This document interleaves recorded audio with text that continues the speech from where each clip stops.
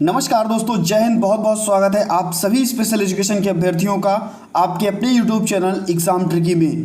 दोस्तों थोड़ा सा मैं लेट हो गया क्योंकि समय का अभाव रहता है और इस वीडियो में हम बात करेंगे inclusive education for children with disability का जो आपका पेपर है उसके मॉडल पेपर पर। जैसा कि मैंने मॉर्निंग 8 बजे ही आप लोगों को वीडियो अपलोड कर दी थी जिसमें मैंने लगभग 1 घंटे में आपका सारा पेपर जो था वो समाप्त करा दिया था।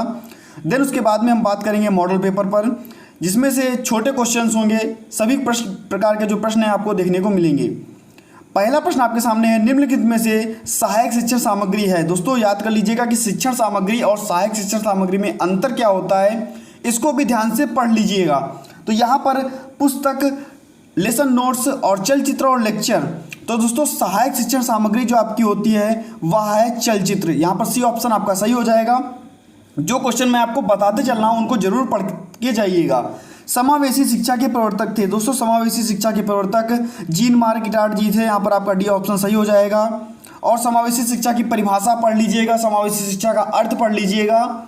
साथ ही साथ तीसरा प्रश्न पर हम बात करते हैं, प्रतिभाशाली बालक की विशेषताएं होती हैं। जो प्रतिभाशाली बालक होता है उसकी विशेषताएं होती हैं, मौलिक चिंतन करता है दोस्तों, अधिगम बोधगम्यता भी होती है उसके अंदर, और शब्द भंडार शक्ति भी होती है। अर्थात यहाँ पर आपका डी ऑप्शन सही हो जाएगा। डी के साथ हम चलेंगे। नेक्स्ट ऑप्शन आपका क्वेश्चन है, दृष्टिबाधितों के लिए राष्ट्रीय संस्थान है। तो देहरादून, मुंबई, कोलकाता या कानपुर। तो दोस्तों दृष्टिबाधितों के लिए NIVH आपका कहाँ है दोस्तों, वो है आपका देहरादून में। यहाँ पर आपका ए ऑप्शन सही हो जाएगा। नेक्स्ट हम बात करते हैं 5वें प्रश्न पर, मूल्यांकन की आवश्यकता होती है। आखिरकार मूल्यांकन की आवश्यकता क्यों होती है? मूल्यांकन पढ़ लीजिएगा, फॉर्मेटिव और समेटिव इवैल्यूएशन पढ़ लीजिएगा, इनके बीच का अंतर पढ़ लीजिएगा जरूर दोस्तों, हो सकता है कि आपको पेपर में देखने को मिल जाए। मूल्यांकन की आवश्यकता होती है, नंबर ए निर्देशन हेतु, नंबर बी अधिगम प्रक्रिया की जांच हेतु, नंबर सी पाठ्यक्रम में सुधार हेतु, या नंबर डी इनमें से सभी। तो यहाँ पर आपका इनमें से सभी ऑप्शन डी के साथ में चला जाएगा, सही हो जाएगा। नेक्स्ट हम बात करते हैं एडगर डेल मॉडल। दोस्तों आपसे 5 नंबर में पूछा जा सकता है, तो आप लोग एडगर डेल मॉडल पढ़ लीजिएगा। मैंने उसको अपलोड कर दिया है, आप लोग पढ़ सकते हैं। एडगर डेल मॉडल यानी कि एडगर थे अमेरिका के निवासी। कहाँ के दोस्तों? अमेरिका के निवासी थे। यह जो ऑप्शन है आपका यहाँ पर पहला जो है वो गलत हो जाएगा, या ऐसे भी हम लिख सकते हैं गलत या सही, ऐसे आप लिख सकते हैं, या ट्रू और फॉल्स लिख सकते हैं, कुछ भी आप लिख सकते हैं। आगे हम बात करते हैं टेलीविज़न दृश्य श्रव्य सामग्री है, यानी कि टेलीविज़न से हम देख भी सकते हैं, सुन भी सकते हैं, अर्थात ये आपका सही हो जाएगा। नेक्स्ट हम बात करते हैं श्रवण यंत्र श्रवण समस्या से ग्रसित व्यक्तियों की क्षमता को बढ़ाते हैं। आप सभी को पता है कि जो श्रवण यंत्र होते हैं, जो हेयरिंग एड लगाई जाती है, वो क्या दोस्तों, जो श्रवण क्षमता से ग्रसित है, जो श्रवण समस्या से ग्रसित है, उन बच्चों की जो श्रवण की क्षमता है उसको बढ़ाते हैं, अर्थात यह सही आपका ऑप्शन हो जाएगा। ये आपका सही हो जाएगा। BRC का पूर्ण रूप ब्लॉक रिसोर्स सेंटर होता है, आप सभी को होता है। थोड़ा आप BRC के बारे में पढ़ लीजिएगा, हो सकता है आपसे 5 नंबर में भी BRC के बारे में पूछ दिया जाए। और कहानी के बारे में भी आप लोग पढ़ लीजिएगा, कहानी क्या होती है, इसके मुख्य घटक कौन कौन से होते हैं।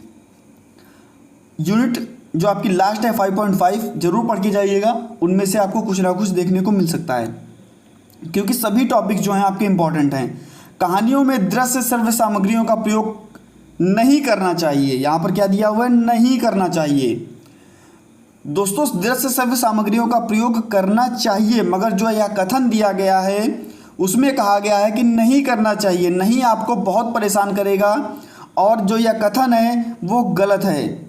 जो आपका यह कथन है वो गलत है, जो प्रश्न के अनुसार यह कथन आपका गलत हो जाएगा। मिलान कीजिए दोस्तों, सभी एक्ट जो हैं आप तैयार कर लीजिएगा। कौन सा राष्ट्रीय संस्थान कहाँ पर है ये तैयार कर लीजिएगा, क्योंकि आपसे पूछा जा सकता है। RCI आप सभी को पता है 1992 में इसकी स्थापना हुई, RT एक्ट 2009 में इसकी स्थापना हुई। समावेशी शिक्षा, समावेशी विद्यालय में दोस्तों रैंप की व्यवस्था की जाती है। और वित्तीय संसाधन जो होता है, वित्तीय संसाधन आप 5 नंबर में भी तैयार करके जा सकते हैं। यूनिट 5.5 में आपका है, जहाँ पर स्थायित्व सिद्धांत होते हैं। और कहानियों में क्या होती है, प्राकृतिक कहानियाँ कैसी होती हैं, प्राकृतिक होती हैं। तो इस प्रकार से आप लोग तैयार करके जा सकते हैं। एकता को परिभाषित कीजिए, यानी कि इंटीग्रेशन को पूछ रहा है, इंटीग्रेशन को परिभाषित कीजिए, एकता को परिभाषित कीजिए। हो सकता है आपसे ये भी पूछ दे कि समावेशी शिक्षा विशेष शिक्षा और एकीकृत शिक्षा में अंतर बताइए, या समावेशी शिक्षा और विशेष शिक्षा में अंतर बताइए, ऐसे आपसे पूछा जा सकता है पेपर में। एक क्वेश्चन और, आप सहायक शिक्षण सामग्री और शिक्षण सामग्री में क्या अंतर होता है, इनको भी देख लीजिएगा। सहायक शिक्षण सामग्रियां और शिक्षण सामग्रियां क्या होती हैं, ये भी आप लोग देख लीजिएगा, आपके लिए इंपॉर्टेंट बनेगा। सहकारी शिक्षण क्या है? बात हो रही है दोस्तों कोऑपरेटिव लर्निंग की। किसकी दोस्तों? कोऑपरेटिव लर्निंग की बात हो रही है। आप पीयर ट्यूटिंग भी पढ़ लीजिएगा, हो सकता है आपसे वो भी पूछ दे, यानी कि जिसको हम बोलते हैं सहकर्मी शिक्षण। नेक्स्ट हम बात करते हैं शिक्षण सामग्रियां क्या होती हैं। शिक्षण सामग्रियां क्या होती हैं, इनके बीच में अंतर भी पूछा जा सकता है, शिक्षण सामग्रियां और सहायक शिक्षण सामग्रियों के बीच में। पाठ्यक्रम को परिभाषित कीजिए, करिकुलम के बारे में भी आपसे पूछा जा सकता है, क्योंकि आपका जो यह पेपर है इसमें करिकुलम की बात भी की गई है, और जो विगत वर्षों के जो पिछले वर्ष के पेपर्स हैं उनमें करिकुलम के बारे में भी इस पेपर में पूछा गया है। पाठ्यक्रम अनुकूलन क्या है? आप सभी को पता है कि अनुकूलन एक सतत चलने वाली प्रक्रिया है, और पाठ्यक्रम में हम अनुकूलन क्यों करते हैं दोस्तों? एक प्रश्न और, लचीलापन, जिसको हम बोलते हैं फ्लेक्सिबिलिटी, लचीलापन, इसको जरूर पढ़ लीजिएगा, हो सकता है आपसे पूछ दे। एक आपका सहयोगी जो शिक्षण होता है उसको पढ़ लीजिएगा, और समावेशी शिक्षा की बाधाएं, समावेशित शिक्षा की बाधाएं क्या क्या होती है समावेशी शिक्षा की, इसको आप लोग पढ़ लीजिएगा। 4 बाधाएं होती हैं, इनको आप पढ़ लीजिएगा, हो सकता है आपसे पेपर में पूछ दे। नेक्स्ट हम बात करते हैं यूनिवर्सल डिजाइन मॉडल, यानी कि सार्वभौमिक डिजाइन क्या होती है, आपसे पूछा जा सकता है। ये प्रश्न आपसे 10 नंबर में भी पूछा जा सकता है, क्योंकि इसमें काफ़ी सारी चीज़ें ब्रॉड एरिया में दी हुई हैं, सारी चीज़ें आपसे पूछी जा सकती हैं। ये प्रश्न आपका 10 नंबर में भी जा सकता है 5 से उठ करके।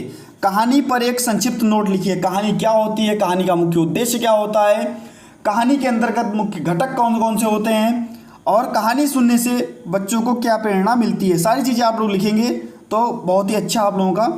2 प्रश्न है आपके, रिसोर्स रूम, कक्षा संसाधन प्रबंधन, यानी कि बात हो रही है यहाँ पर रिसोर्स रूम की और कक्षा प्रबंधन। यहाँ पर केवल और केवल कक्षा प्रबंधन की बात हो रही है, यानी कि जो आपका क्लासरूम मैनेजमेंट है, जो सामान्य क्लासरूम मैनेजमेंट है, उसकी बात हो रही है।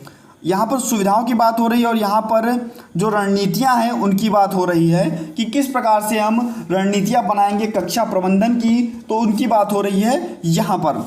दोस्तों ये 2 प्रश्न आपके बहुत ही इंपॉर्टेंट थे, जो कि मैंने सारा आपको बता दिया था। आप लोग अपने नोट्स उठाइएगा और पढ़ना स्टार्ट कर दीजिएगा। कल का भी पेपर आज की पेपर की तरीके से आपका बहुत ही अच्छा जाने वाला है। दोस्तों मिलता हूँ नेक्स्ट वीडियो में कल, यानी कि और कुछ नई जानकारी के साथ, कुछ नए टॉपिक के साथ। वीडियो को शेयर कर दीजिएगा अपने मित्रों के पास। धन्यवाद दोस्तों।